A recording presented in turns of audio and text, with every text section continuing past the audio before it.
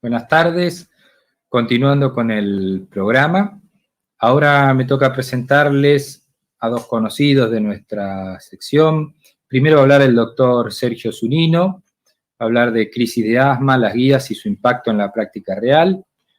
Y luego el doctor Gabriel García, va a hablar de rasgos tratables en asma, cuánto necesitamos de la clínica y cuánto de los biomarcadores. Luego van a estar las preguntas hacia el final, así que los dejo primero con Sergio y su charla. Muchas gracias a todos. Bueno, muy buenas tardes. Es un gusto estar con ustedes y agradecerles fundamentalmente a los organizadores por esta invitación. Hoy vamos a charlar un tema de suma importancia. Se denomina la crisis de asma, las guías y su impacto en la práctica real. Bien, el posicionamiento desde el cual vamos a estar hablando a veces es difícil. ¿Desde dónde lo hablamos? ¿Desde el rol del neumonólogo, desde el rol del clínico o desde el rol del educador? Fundamentalmente desde el rol del neumonólogo vamos a tratar de buscar una definición sobre lo que es una crisis de asma y vamos a entrar en un terreno bastante escabroso que tiene que ver con lo que denominamos guías de práctica clínica versus recomendaciones de expertos. Y finalmente vamos a ver cómo es aplicable esto en la vida real. Desde el rol del clínico, normalmente el clínico se pregunta si es útil disponer de estas guías, si realmente estas guías sirven para trabajar o las usa para trabajar todos los días en su práctica diaria. Y desde el rol del educador tenemos que pensar si todos tenemos el suficiente tiempo, recursos y ponemos la misma energía en educar en lo que son los pacientes que tienen esta patología como si lo hacemos con el diagnóstico y el tratamiento. Por eso, del resultado de esto vamos a saber cómo les está yendo a los pacientes y si los resultados que esperamos son los adecuados. Fundamentalmente tenemos que partir de la base de que un ataque de asma no es un evento normal para el paciente, ni tampoco es algo aceptable para el médico tratante. Luego de un ataque de asma, hay que preguntarse cuál es la conducta del médico. ¿Por qué el paciente tuvo este ataque? ¿Qué lo desencadenó? Si tenía indicado un tratamiento crónico y lo cumplía, por qué y con qué se rescataba oportunamente, si sus comorbilidades estaban correctamente diagnosticadas y tratadas, si existía una sobredependencia de medicamentos, ejemplo clásico el SABA, pero también corticoides.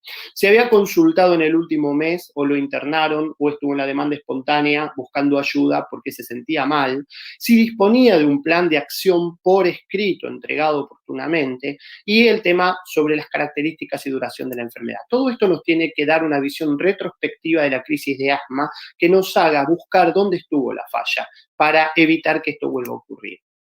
¿Qué es una crisis, un ataque o una exacerbación del asma? Y acá entramos en lo que tiene que ver con las guías y las recomendaciones de expertos. Desde el 2002, el GINA, es la guía que todo el mundo, desde los especialistas hasta los médicos generalistas y clínicos, conocemos con más detalle. Para la GINA, las exacerbaciones de asma son episodios que se caracterizan por un progresivo deterioro, digamos, de la función pulmonar acompañado de sintomatología, fundamentalmente disnea, con progresión de la misma, sibilancias, opresión torácica, y esto puede presentarse como primera vez, como un diagnóstico nuevo o ser reiterativo. Cuando vamos a ver guías latinoamericanas, vemos las guías alertas que fueron publicadas ya por el 2010, donde participó el doctor Nanini, Neffen y Salas, fundamentalmente. Aquí vamos a ver la exacerbación está tratada como también una reagudización con el incremento de los síntomas, con el deterioro de la función pulmonar, pero se agrega a esto lo que tiene que ver con la evolución. Si es de tipo 1, de evolución lenta, o si es de tipo 2, si es rápida, por ejemplo, el nivel fatal asma. Y también hace hincapié en 3 puntos fundamentales, que es que los glucocorticoides son los tratamientos basales para evitar que el paciente se exacerbe y que en aquellos además pueden llegar a requerir broncodilatadores de acción larga para tener un mejor control. Y también, como tercer punto, que el tratamiento SMART, que consiste en la terapia de mantenimiento y rescate con glucocorticoides inhalatorios y formoterol, es un tratamiento que mejora la adherencia y disminuye las exacerbaciones. Ya yendo a las guías GINA 4.4, Acá la denominan GINA porque están con una metodología especial, con preguntas PICOT, con evaluación AGRI, con validación externa de tipo Delphi. Por eso podemos ver en el margen de la derecha la letra C, que tiene que ver con el grado de evidencia que propone cada una de los textos que están publicados, que van de la A a la D, siendo la A la de mayor potencia en cuanto a la recomendación y la D potencia más débil. Aquí también la definición de exacerbación es similar a lo que vimos en las guías alerta, también habla característicamente de la instauración lenta o la instauración rápida. Fíjense que a pesar de todo, de toda esta metodología, no llegan a ponerse de acuerdo en un montón de cosas como por ejemplo el asma intermitente, y uno busca en la guía y ve muchas C y D. Por eso me parece que es algo que no deberíamos hacer, estar viendo qué son guías, qué son recomendaciones. Me parece que desde el punto de vista de los que no hacemos las guías de tratamiento, tenemos que buscar la mitad del vaso lleno y ver los conceptos que nos sirven para aplicar en la práctica diaria y que son contundentes a la hora de encontrar resultados en los pacientes. Lo otro se lo dejamos para la gente que hace las guías. Esta es una guía de GRAP, que es el Grupo Respiratorio de Atención Primaria. Son médicos de familia españoles y traje esta guía 2020 porque ellos hacen muchísimo hincapié en el seguimiento de los pacientes post-crisis y en la prevención de que no tengan crisis. Es una visión mucho más desde el lado del paciente que desde el lado del especialista en asma. Vale la pena tenerla en cuenta. ¿Y por qué es importante todo esto? Porque ahora nos vamos a enfrentar a la cruel realidad de la vida de todos los días. En este trabajo, que es una encuesta a médicos sobre atención prehospitalaria del ataque de asma, vemos que en el 50% de los casos se contestó de que no se utilizan mediciones de función pulmonar para establecer el diagnóstico y tratamiento del paciente con crisis, que se usan ansiolíticos sublinguales, que en aquellos pacientes con una frecuencia cardíaca de más de 120 por minuto no usan salbutamol, que modifican totalmente el tratamiento en las embarazadas. En realidad lo que uno ve en el consultorio es que las embarazadas no llegan directamente sin tratamiento, que es más grave todavía. Y esto, que es un punto realmente crítico, es que el 82% de los profesionales encuestados contestaron que se manejan sin las guías. Así que tenemos esta encuesta que fue publicada en la Revista Argentina de Medicina Respiratoria en el 2008 por el doctor Nanini y el doctor Kolodenko como algo muy importante a la hora de poder ver qué pasa en la realidad. Pero vamos a datos locales, y esto es un trabajo que realizamos en nuestro hospital junto con la gente de la central de emergencias y la gente de neumonología y alergia. Es un estudio observacional donde revisamos la historia clínica de 1.168 pacientes adultos entre el 2017 y 2018 para saber cuál era la prevalencia de asma en nuestro medio. Encontramos una prevalencia de un 6%, con una prevalencia del 0.2% de asma grave. La edad media fue de 65 años, es decir, que encontramos asmáticos grandes, ¿sí? El 81% de estos pacientes eran leves a moderados. Y cuando hicimos el subestudio de los mayores de 65 años, encontramos una media de 80 años. Es decir, que todos estos pacientes no figuran en general en ninguna de todas las guías que yo les mostré.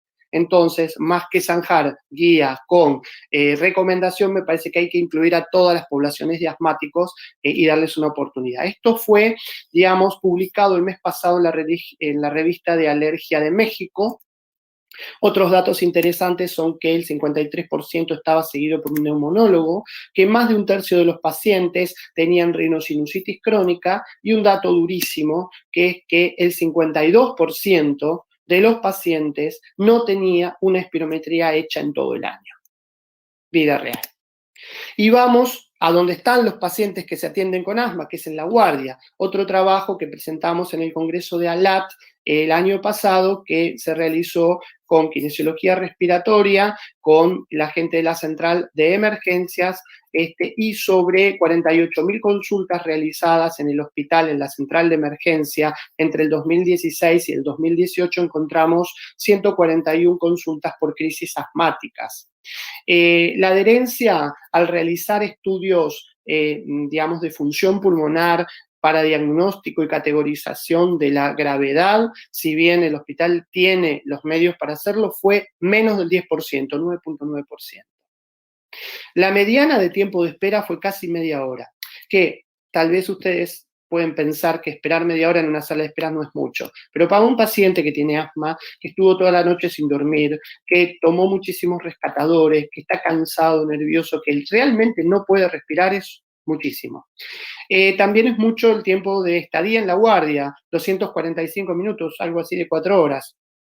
Solo 14 pacientes fueron internados y de los 127 pacientes de la consulta índice, y esto es otro dato durísimo, el 37% tuvo una tasa de reconsulta precoz. Es decir, que lo que encontramos fue una pobre adherencia a las guías sobre categorización de grado de obstrucción asmática en una central de emergencias, y también un grado de reconsulta muy grande. Y muchas veces esto tiene que ver con los errores que se producen al alta, a veces horrores. Indicar antibióticos antihistamínicos mucolíticos, por ejemplo, indicar SABA a intervalos regulares, no entregar un plan de acción con lo que el paciente tiene que hacer, no darle un turno con algún médico de cabecera o especialista en las próximas 48 a 72 horas, y no indicar corticosteroides orales o indicarlos a dosis subóptimas. Por otro lado, todo esto es un déficit muy importante en lo que es la educación, y los programas de educación fueron evaluados, y este trabajo se presentó en ATS el año pasado, realizado con el doctor Neffen, el doctor Arias, el doctor Blua, Stock, Zuccarino y Rovira. Lo que se hizo fue un relevamiento de 99 centros de salud de todo el país. Los datos son contundentes. En el 76.8% no existía ningún tipo de actividad educativa para asma. En el 43.5% existían algunos materiales o recursos para algunos pacientes, y en el 52% nada. Y sí se encontró que la mayoría de los centros estuvieron de acuerdo en recibir educación o instrucciones o materiales como para desarrollar todo esto. Es decir, que acá tenemos un nicho de trabajo gigantesco para ir desarrollando. También es importante saber este artículo de posicionamiento de asma en Latinoamérica, fundamentalmente el doctor Nanini, Lunin, Rojas, Antúnez de Chile, que el sobreuso de SABA está asociado a aumento de mortalidad en los pacientes, aumento de consultas a la guardia, eventos de asma grave, y que la medicación fundamentalmente para el asmático es la medicación antiinflamatoria y los broncodilatadores de acción prolongada, en este caso formoterol. Desde Asthma Right Care se desarrolló también como elemento educativo el Asthma Ruler, que fundamentalmente le va mostrando al paciente que, por ejemplo, usa 3 inhaladores por año de SABA, que ese paciente ha tenido 300 veces falta de aire. Realmente algo que no debemos tampoco dejar de remarcar. También aquellos pacientes que en extremo utilizan rescatadores porque se sienten mucho más confiados, que necesitan tenerlo cerca. Digamos que todos estos pacientes que utilizan gran cantidad de rescatadores son también los que peor les va y los que más exacerbaciones tienen. Pero no solo es un problema el SABA, también es un problema las tandas repetidas de corticoide que muchas veces los pacientes o los médicos indicamos. Ya desde 2 tandas empezamos con algún problema, pero está bien descrito que con 4 prescripciones de corticoides al año, los parámetros de enfermedades crónicas pueden estar alterados, fundamentalmente osteoporosis, hipertensión, diabetes, obesidad.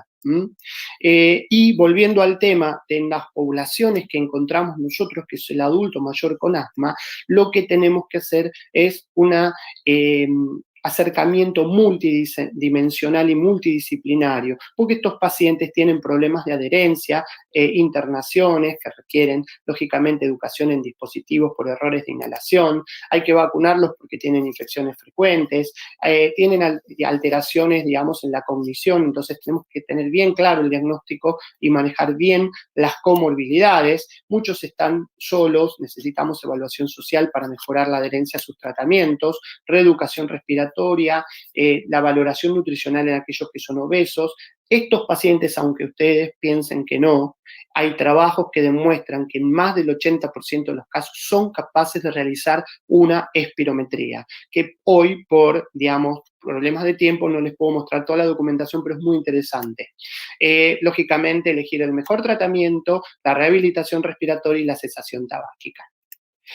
En resumen de las estrategias a nivel del comportamiento, el automanejo y la educación es fundamental.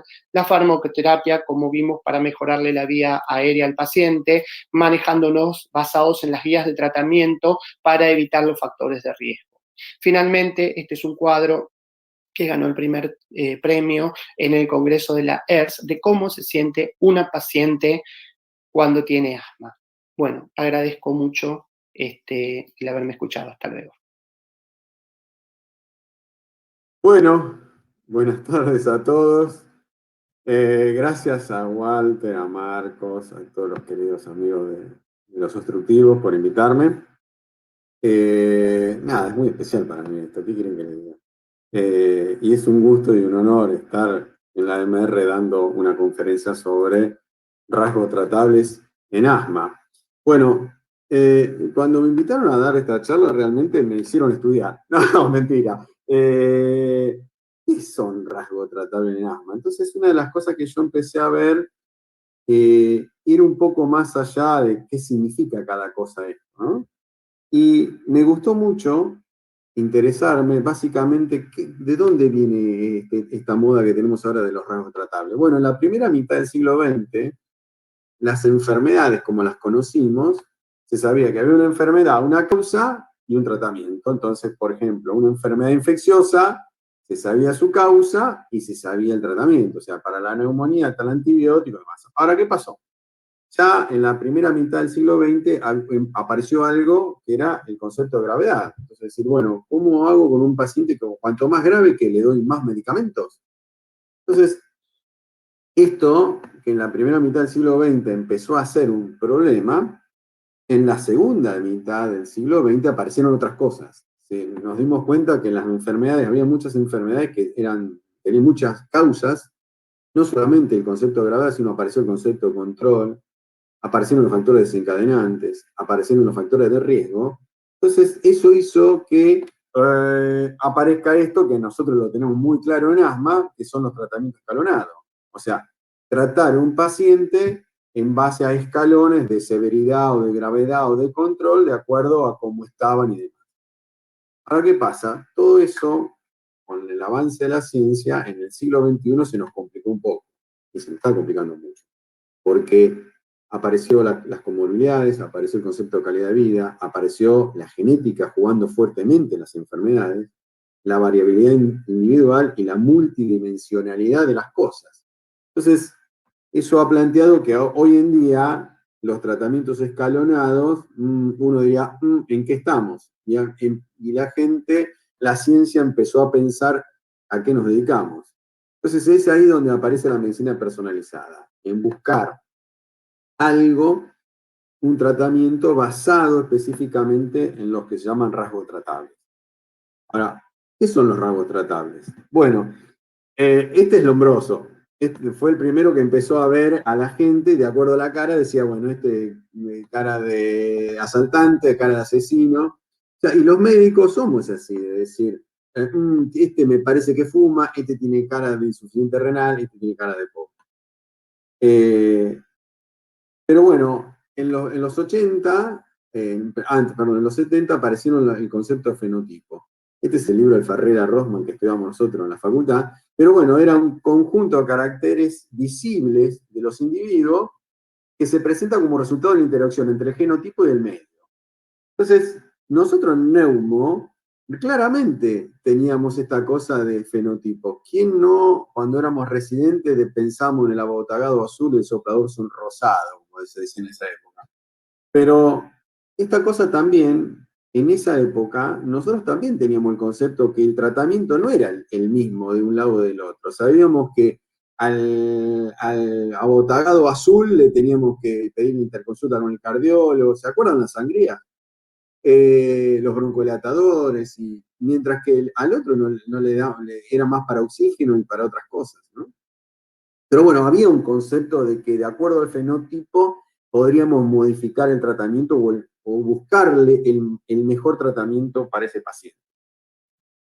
Y ahí aparecieron los fenotipos clínicos. Los fenotipos clínicos es una combinación o un simple atributo de una enfermedad que hace que distintos individuos se manifiesten en forma distinta en una misma enfermedad.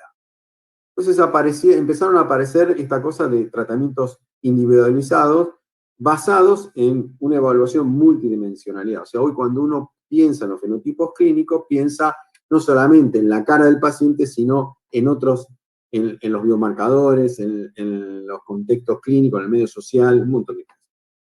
Bueno, entonces acá se pone muy, muy en juego en los fenotipos clínicos, cuando uno habla, apareció fuertemente la genética, la influencia del medio ambiente, Big Data, porque hoy en día, si uno se pone a buscar en Google, van a ver que hay muchísimos datos sobre esto, y aparecieron los biomarcadores. Todo esto ha hecho que nosotros los que definíamos como fenotipos clínicos, hayan evolucionado, y hoy en día hablamos de rasgo tratable, no hablamos de fenotipos clínicos. Y un rasgo tratable es tratar a un paciente por fenotipo o endotipo utilizando biomarcadores validados. Muy fácil. Y acá hay un ejemplo muy cercano a nosotros, que es la fibrosis quística. La fibrosis quística es de las enfermedades respiratorias la que más se focalizó en la medicina personalizada. Hoy, de acuerdo a un rasgo tratable, de acuerdo a una alteración en el genotipo, los pacientes con fibrosis quística reciben un modificador del gen de delta F508 que hace que le haya cambiado la vida. Y es así, es buscarle el tratamiento de un paciente cuanto más personalizado es. Ahora, vamos a hablar un poquito de rasgos tratables en asma. Bueno, y para esto les quiero compartir un poco aquellas cosas que nosotros encontramos en la guía de ALAT de asma grave. A mí me pone muy contento ver el logo de la AMR, porque la AMR colaboró mucho y es partner, y lo van a ver en la guía. Y realmente la guía para nosotros fue una cosa muy, muy importante, porque primero no pensamos que íbamos a tener 17.000 descargas, ni ahí. Pensamos que íbamos a tener 1.000, 1.100 descargas. Pero bueno, ahí tienen el link de dónde está la publicación, de dónde verla. Pero la realidad es que la guía de asma grave no fue una copia de las guías internacionales, sino que lo que hicimos fue tratar de hacer una guía, pero adaptada a la realidad nuestra. O sea, acá nosotros no tenemos biomarcadores que pueden tener en el país, en el primer mundo, y tampoco tenemos el acceso a los medicamentos como tiene el primer mundo, ni el acceso a los estudios complementarios como en el primer mundo. Entonces, no, de todos modos, eso no quitó que esto sea estrictamente riguroso en la metodología con que se elaboró la guía. Así que bueno, estamos muy contentos con la guía y hoy en día la verdad que estamos súper sorprendidos de cómo viene. Ahora, ¿qué pasa? Cuando a nosotros nos tocó hablar el capítulo de fenotipo, se denomina fenotipo, esta es la definición universal, ¿no? Característica observable del asma grave que puede ser asociada con un mecanismo subyacente llamado endotipo. Bueno, y acá se nos plantea una cosa.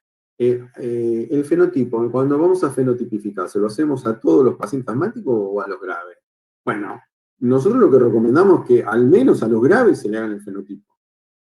Porque de acuerdo a eso es como vamos a tratar en formas de rasgos a los pacientes. Bueno, uno tiene que reconocer que el proceso de fenotipificar tiene que ser un proceso simple de realizar, tener un biomarcador accesible, algo que uno lo puede utilizar a diario, y fundamentalmente utilizado en el contexto clínico. O sea, que este biomarcador que estoy utilizando me sirva en este paciente, no en todos los pacientes, sino en este paciente en sí. Bueno, ¿con qué fenotipificar? Bueno, lo que tenemos. En Latinoamérica hay algunos países que tienen óxido nítrico, pero nosotros acá en Argentina, salvo en investigación, no lo tenemos. Pero bueno, lo que se propone es fenotipificar en base a los antecedentes de atopía, a los prick test, a la IgE sérica, eosinófilos en sangre y óxido nítrico. Ya sé la pregunta que van a hacer, la IgE sérica. Bueno, la IgE sérica no es un biomarcador predictor de respuesta, pero es un biomarcador que nos ayuda a orientar el fenotipo. Ahora después lo vamos a ver. Entonces, ¿qué es un biomarcador? Un biomarcador es cualquier sustancia, estructura o proceso que pueda medirse en el cuerpo o en sus productos e influir o predecir o de enfermedades. O sea, un biomarcador puede ser la glucemia, un biomarcador puede ser tranquilamente la tensión arterial, el colesterol. Nosotros tenemos muy pocos biomarcadores. Y la realidad es que los biomarcadores, lo que uno busca como un biomarcador, de acuerdo a la Organización Mundial de Salud, que sea exacto, que sea reproducible, que sea accesible y que sea de bajo costo. Porque no pretendemos un biomarcador como nos pasa, que por ejemplo, un buen biomarcador en el asma es el esputo inducido, pero no tenemos, en Argentina tenemos muy pocos lugares donde se hace esputo inducido. Ni hablar del óxido nítrico. Entonces, voy a hablar un poquito del óxido nítrico porque en algunos países de Latinoamérica está y cada vez es un biomarcador que cada vez está en desarrollo, o sea, en la difusión, la distribución, y me parece que es un biomarcador muy fácil y accesible del punto de vista cuando uno lo tiene. Ahora, el costo estamos en el horno. Bien, el feno en realidad es una práctica no invasiva que requiere al menos 2 mediciones. Es bastante confiable de paciente en paciente. Es rápido, pero tiene sus cosas. Tiene también, si el paciente comió antes, si hizo actividad física, si tomó café, si está engripado. Pero bueno, en el asma está teniendo mucho actividad fundamentalmente, importancia en la inflamación tipo 2 del asma. Como saben, y esto no voy a decir mucho, pero es un buen predictor de las exacerbaciones. Este estudio de Powell, publicado en 2011, muestra realmente que el grupo que ellos siguieron con feno se exacerbaron mucho menos que lo que siguieron con grupo control sin feno. El feno también, Ubiopred, que es publicado en el 2019, ellos postulan que, fíjense cómo en los pacientes con T-helper2 o T2 altos, tienen mucho más feno y proponen un valor de corte de 30.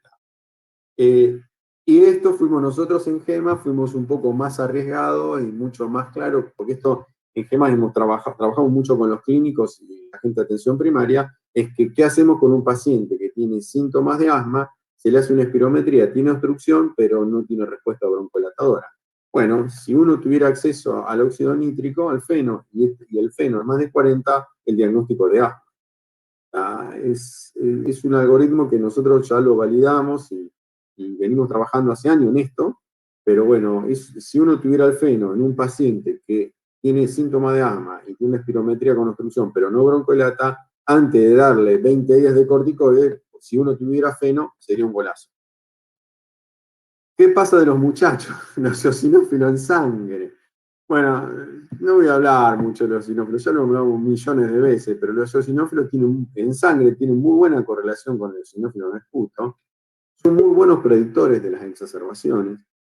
Aquellos pacientes que tienen más eosinofilia tienen más posibilidad de presentar exacerbaciones moderadas a graves en el próximo año, y fundamentalmente son marcadores del tratamiento. Y ahora vamos a ver. Entonces, Ubiopred, por ejemplo, ellos ponen en este mismo estudio que yo les mostré antes, que un valor de corte de 300 aquellos pacientes que tienen los T2 altos.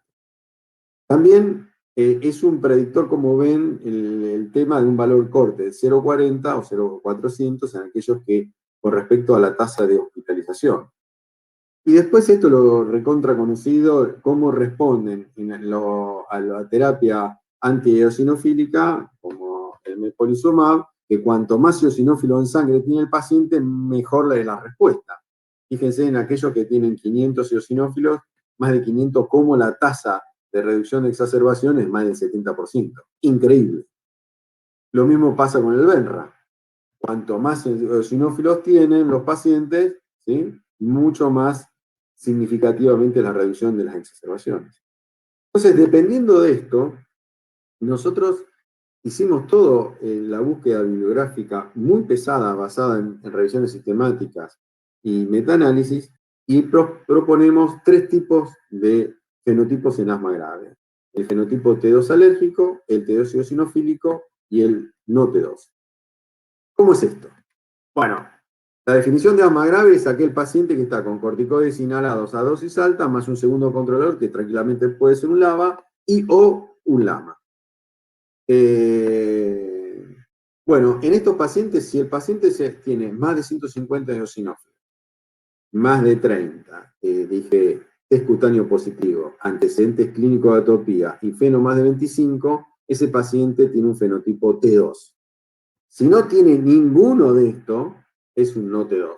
¿Pero claro? O sea, nosotros lo que proponemos es fenotipificar a los pacientes en base a los eosinófilos, al IG, los test cutáneos y los antecedentes de atopía. Y si tenés el feno, fantástico.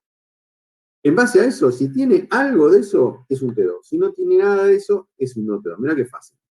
Ahora, en los T2, si tiene antecedente de atopía, tiene una IG más de 30 y sensibilidad o PRIT test positivo, ese es un T2 alérgico. Y si tiene nada de eso y eosinófilo más de 150, es un T2 eosinofílico. Ahora, ¿qué pasa?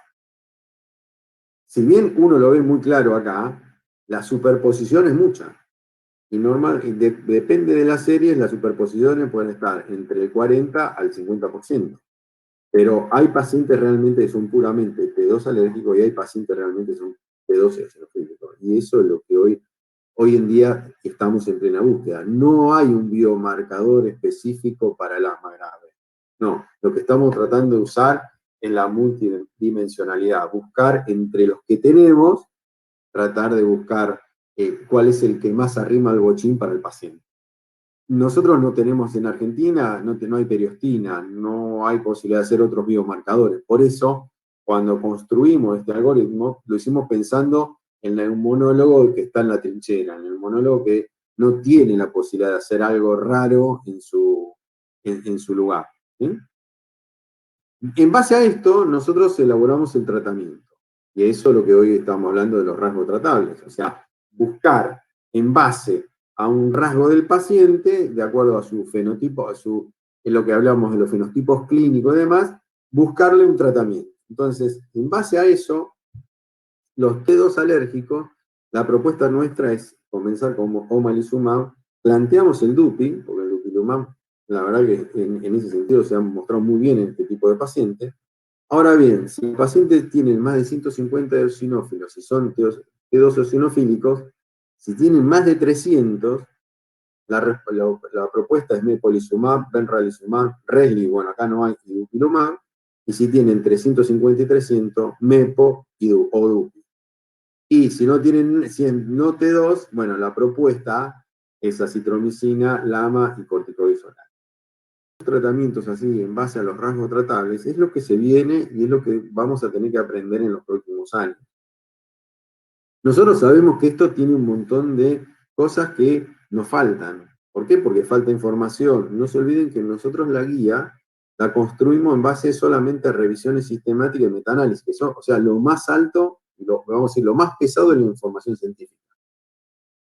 No hicimos en base a trials o clinical trial porque como van cambiando y van apareciendo uno a uno todos los días, todos los meses, nos pareció oportuno construir una guía en base a eso.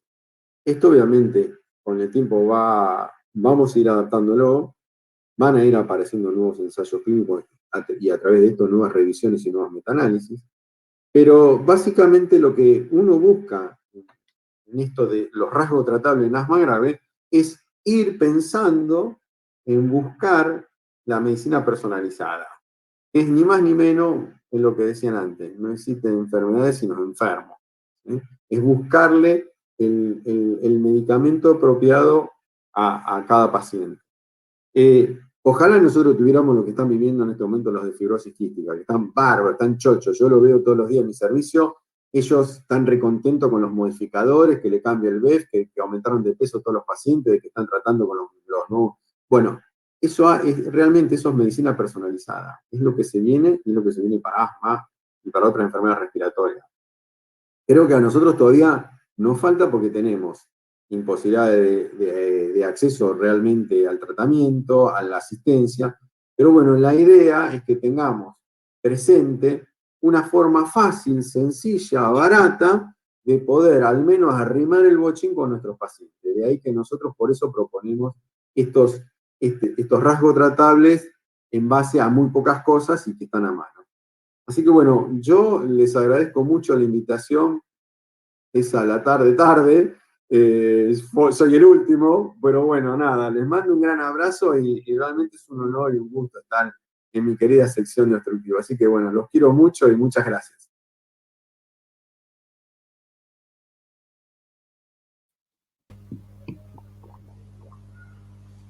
Bien, bueno, recién escuchaba las charlas de ambos muy atentos, como dijo Gaby, la última, estamos ya en los minutos finales de una jornada larga, y contento de estar terminando con ustedes, con vos Gaby, con Sergio, como para dar un cierre, y ahora se va a sumar también Walter Mataruco para hacer el cierre final.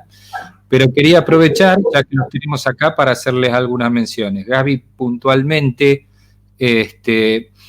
para sacarte un poco de la zona de confort del asma grave, que ustedes han hecho las guías de la GEMA y de la LAT, puntualmente, en los pacientes no graves, o sea, ¿en dónde ves beneficio de esto de tener rasgos tratables en los pacientes leves? Siempre decimos que hay un grupo de pacientes leves que pueden tener episodios severos. Entonces, ¿qué rol le ves vos a los rasgos tratables en los pacientes por ahí que no están tan categorizados como graves, en aquellos pseudo leves, si querés decirlo de alguna forma, o leves que tienen eventos graves, ¿no? Si vos ves algún rasgo tratable ahí o un rol en la fenotipificación. Y el último comentario que te hago por una cuestión de tiempo, veo que los LAMA los ponés del no T2, ¿no? Del otro lado sería para discutir un poquito más. Pero bueno, son 2 comentarios nada más y te dejo hablar a vos, Gaby, que sos el que sabe. No, estás loco. No, me está diciendo Mauricio que apague la otra transmisión y no sé qué apreté. Bueno, no, nada. La realidad es que el asma, la inflamación está presente en todos los estratos de la enfermedad. Tranquilamente uno podría buscarle el tema de los fenotipos hasta en el asma leve. Ahora, ¿por qué se le busca en el asma grave y en el asma grave no controlada? Porque en el asma grave controlada no deberíamos por qué fenotipos. ¿Por qué? Porque es una cuestión de acertarle el bochín en el paciente justo, en la gravedad justa. Ahora, tranquilamente podríamos tener algún biomarcador, algo del asma leve. ¿Por qué no? Ahora, ¿qué pasa? A ver, hoy un paciente va a una guardia porque tiene diabetes y nadie le duda, le pincha el dedo para medir la glucemia. Una persona va a la guardia porque es hipertenso, dejó de tomar la pastilla, nadie duda de tomarle la presión. O sea, cada de esas enfermedades tienen un número lo que hacen. Bueno, ¿qué número le ponemos nosotros a la inflamación del asma? Nada, no sabemos.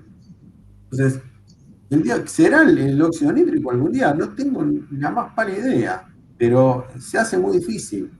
Ahora, yo creo que un paciente leve que se exacerba dejó de ser leve, punto.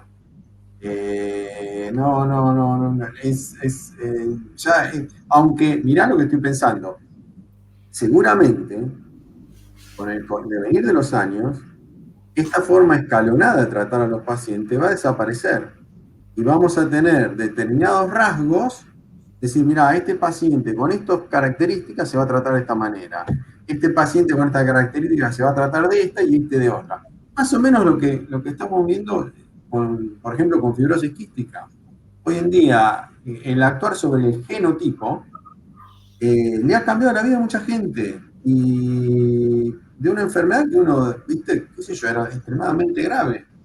Creo que en algún momento vamos a eso. ¿Qué nos va a ayudar? Mucho. ¿Sabes qué? La Big Data. Yo creo que el manejo de los datos hoy en día, si vos entras ahora a Google y escribís la palabra Severe Asthma, vas a ver que hay un numerito al lado que seguramente hoy andará en 0.17, 20 más o menos. Eso quiere decir que cada 0.17 milisegundos alguien en el mundo está preguntando por la palabra o está metiendo un dato sobre asma grave. Es muchísimo. O sea, en algún momento que haya una supercomputadora que mezcle todo y sonamos. Ahí ya van a salir y decir, mira, este paciente con esto, con esto, con lo otro. Pero me parece que por ahora no sería aconsejable, porque no están los papers claros como para decir, mira, voy a fenotipificar un paciente con asma leve. No lo veo todavía. no, en el asma grave tenemos un problema bárbaro. Sí, queda ahí todavía en revisión, en constante revisión. Sergio, vos hiciste un comentario que me llamó la atención de tu hospital, el hospital italiano, donde la mayoría de los asmáticos eran muy añosos, o sea, un grupo de población que, digamos, excede la media habitual y muchos de 80 años, ¿no? Lo cual es un grupo de pacientes que es distinto al resto, es uno de los sanatorios, de los hospitales más grandes de Buenos Aires, y también la prevalencia de asma grave era baja, ¿no? Era 0,2%, me pareció una población distinta al resto. En realidad, nosotros hicimos una solicitud de información y nos dieron la cantidad de pacientes para realizar el trabajo. No entraron pacientes con asma grave dentro de esa randomización, no significa que no estén, pero dentro de esos 1000 y pico de pacientes no había muy poquitos, con lo cual tenemos un poquito menos de asma grave. Pero sí, tenemos una pirámide poblacional muy parecida a la europea, ¿viste? La española es muy parecida, la italiana también, tenemos muchos pacientes adultos mayores. Y en realidad lo que vimos nosotros, independientemente de que había de todas las edades, es esos datos que te mostré. Recién Gabriel hablaba de que un paciente va a la guardia y no le miden la glucemia. Bueno, ahí fueron a la guardia y en menos del 10% le hicieron una prueba funcional. Digamos que la categorización dentro de tratar de ver cómo está el paciente no se hizo. Y todos sabemos que el estetoscopio muchas veces no sirve como para saber el grado de obstrucción de un paciente, ¿no? Entonces, el tratamiento, digamos, clínico, empírico, como se lo llame, a veces tampoco sirve en estos casos. Y por eso hubo más de un 30% de reconsulta precoz, ¿no? Entre 72, dentro de 3 a 4 días los pacientes volvieron. Y ojo, estamos hablando de una población cautiva, una población de nivel medio-alto que cumple el tratamiento, porque si ves las tasas de cumplimiento de fármacos, es alta, ¿no es cierto? Pero bueno, sí, tenemos que pensar que estos abuelos, esta gente mayor, también son asmáticos y que también la pasan mal y que en muchos casos no se los mide, ¿sí? Y hay determinadas cosas que uno puede hacer, que son muy básicas, como para saber si un paciente está en condiciones o no de ser mandado a hacer una espirometría. Un test del reloj, un test de pentágonos, un mini mental básico, cero costo, un papel y un lápiz, y si le da bien, va a hacer la espirometría y la hace, y te sirve para hacer bien las cosas. Y no tomar una espirometría en un paciente que no va, ¿viste? Claro. Y tomás conductas con una espirometría que no cumple ningún criterio y ahí empezamos a hacer macanas, ¿no? Pero por eso, bueno, les quería mostrar un poco lo que pasa en la vida real, por lo menos en este trabajo que hicimos, a nivel, digamos, de epidemiología y a nivel de tratamiento en guardia. Sí, bueno, muchas gracias. Fueron muy interesantes ambas charlas.